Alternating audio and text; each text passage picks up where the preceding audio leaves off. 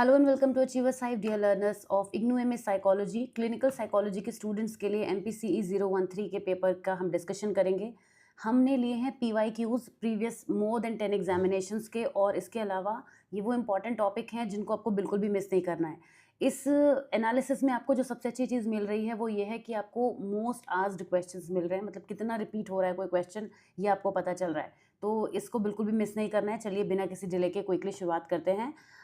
सबसे पहला टॉपिक मुझे आपको एक्सप्लेन करना है। आप देख सकते हैं एक पेज पर ये इतना ही पोर्शन, मतलब पहला ही टॉपिक कवर हो पाया। तो ये बहुत ध्यान से सुनिएगा जो मैं बात आपको समझाने जा रही हूँ, क्योंकि ये एक टॉपिक नहीं है, ये एक क्वेश्चन है जो एग्जाम में आने वाला है। देखिए किस तरीके से क्वेश्चन पूछा जाता है। ऑलमोस्ट कंफर्म टॉपिक इसको मैंने लिख दिया है। उसका रीज़न ये है कि किसी एक स्पेसिफिक पॉपुलेशन को लेकर साइकोथेरेपी आप उस पर कैसे अप्लाई करेंगे, ये क्वेश्चन रिपीटेडली पूछा गया है। इतना ज़्यादा कि ऐसे मान लीजिए कि क्वेश्चन पेपर में इस क्वेश्चन के बिना तो जैसे क्वेश्चन पेपर ही ना बनना हो, इस तरीके से बनाया गया है। ये कोई भी पॉपुलेशन ली जा सकती है, और मोस्टली कौन सी ली गई हैं अब तक। आपसे क्वेश्चन पूछा जा सकता है और 10 मार्कर में पूछा गया है काफ़ी ज़्यादा। बी सेक्शन में भी पूछा गया है कि psychotherapy for people in middle adulthood. ये क्वेश्चन 4 टाइम्स पूछा गया है। 3 तो फ्रीक्वेंसी आपको दिख रही है और एक वो खुद है। 4 टाइम्स ये क्वेश्चन पूछा गया है। Psychotherapy for terminally ill patients, for cancer patients, for children, for adolescents, for older adults, for HIV AIDS patients. Repeatedly ये टॉपिक पूछे गए हैं, तो मोस्ट लाइकली इनमें से ही कोई आएगा। अब कोई बिल्कुल ही नया बना दे क्वेश्चन तो भी, अगर आप अंडरस्टैंड करते हैं कि साइकोथेरेपी को हम अप्लाई कैसे करते हैं किसी भी पर्सन के ऊपर, तो आपके लिए कोई डिफ़िकल्ट नहीं रह जाएगा। बट मैं काफ़ी हद तक श्योर हूँ कि इनमें से ही कोई क्वेश्चन आ जाएगा। तो ये टॉपिक आपको बिल्कुल मिस नहीं करना है। ये सब टॉपिक आपको मिल जाएँगे आपके ईज़ी नोट्स में, तो वहाँ से कवर कर लीजिएगा।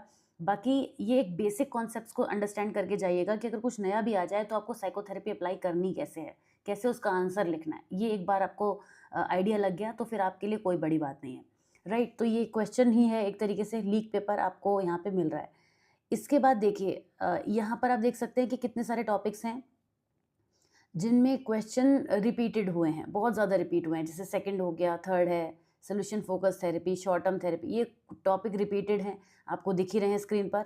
तो इनको आपको प्रिपेयर कर लेना है, बिल्कुल भी मिस नहीं करना है, और ये बहुत इंपॉर्टेंट टॉपिक्स हैं। राइट, अच्छा, करीब 18 टॉपिक्स ऐसे हैं जो बहुत ज़्यादा पूछे गए हैं, और लेस आस्क्ड टॉपिक में मतलब ये बस एक ही बार पूछे गए हैं, एक से ज़्यादा बार पूछे ही नहीं गए हैं। Ego defence mechanism, stages of dying, इनको आप तब कवर करेंगे जब आपके ऊपर के 18 टॉपिक्स अच्छे से प्रिपेयर हो जाएंगे। जब आपको लगेगा अब टाइम बच रहा है, मैं इनको भी देख लूँ लास्ट मिनट में, तो देख लीजिएगा। क्योंकि ऐसे समझिए कि ये जो ऊपर आपको 18 तक टॉपिक दिख रहे हैं ना, ये 18 टॉपिक रिपीट कैसे हुए, पहले तो कभी एक बार पूछे गए होंगे फिर रिपीट करे गए। तो अगर पुराने क्वेश्चन पेपर से क्वेश्चन पेपर बनता है तो इनमें से भी क्वेश्चन आ सकता है। पर आप शुरू के 18 तो ज़रूर ही प्रिपेयर कर लीजिएगा, क्योंकि मैक्सिमम क्वेश्चंस आपको यहाँ से मिल जाएंगे। आपका बहुत अच्छा पेपर, मान के चलिए 90% आपका कवर हो जाएगा इसी में से। फिर आपकी अंडरस्टैंडिंग पर भी बेस्ड होता है कि अगर आप कुछ अपनी तरफ से लिख रहे हैं तो वो वैसे भी कवर हो जाता है। राइट, तो ये आपको इतना करके आना है। तो यही है बस इतना पेपर। और इसके अलावा इस पीडीएफ में लिंक्स तो हैं ही आपकी प्रिपरेशन के लिए। आप यहाँ से लिंक से क्लिक करके अपनी प्रिपरेशन एग्जाम की कर सकते हैं। सब टॉपिक्स आपको इजी नोट्स में मिल जाएंगे। बहुत अच्छे से पेपर करके आइएगा। I am wishing you all the very best, and I know कि आप बहुत अच्छा करेंगे। Take care, bye bye.